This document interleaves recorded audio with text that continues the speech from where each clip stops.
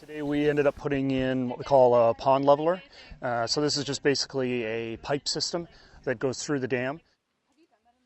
Okay, so we're going to be a little tight on space. We don't need to open up this dam that much. We're basically just opening it up enough to get that pipe in. So we're only looking at making a little 14-inch trench kind of thing. Even.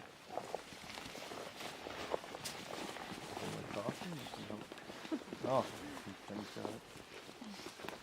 One outside. yeah, sure.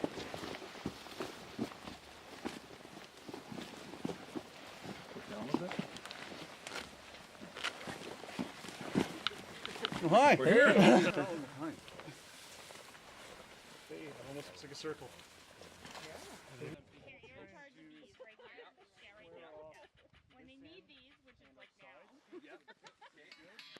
So usually if you're dealing with a 4-foot.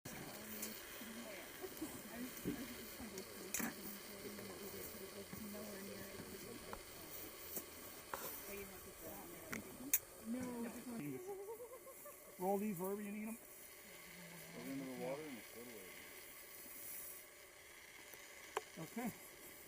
So we will prep our pipe. So what we do is we take about 30 or 40 feet of double-walled sewer pipe or culvert pipe.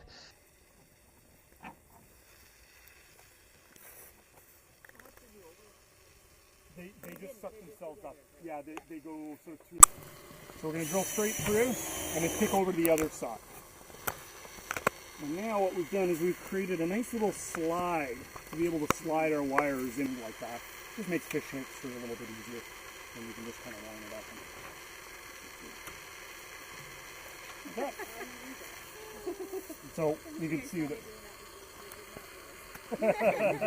Doesn't really matter. You know, any side that you want. If you got one side that's flatter, you like to look at that side better, go for it.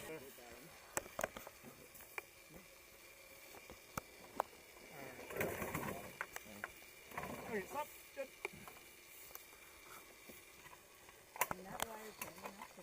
Yeah, that should be good to hold it.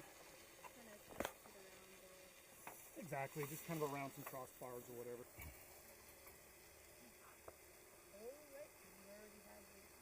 Exactly. Now it all makes sense, huh? In the deeper water situation, mostly we can get away with just some bricks. We'll put some cinder blocks on it and just hold the whole thing down.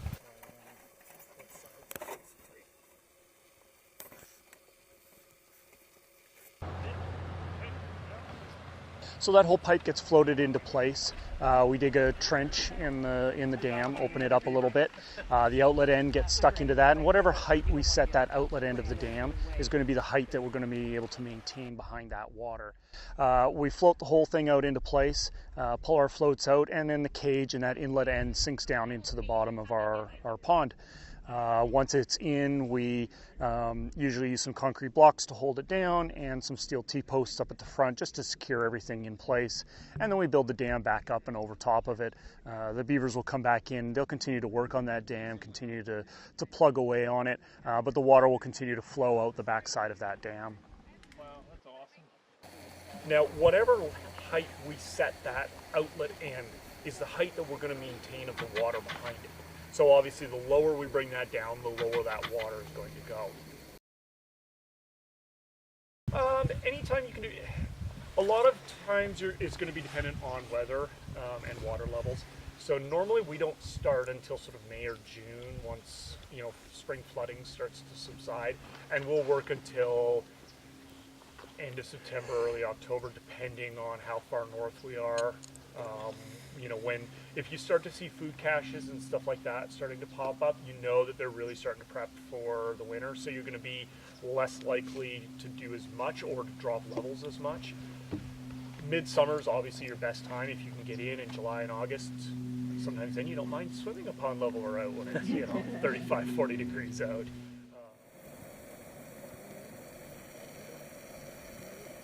It's funny, I was thinking, is that pipe coming up? But I think it's just dropping that fast. Probably. Yeah, that break is starting to get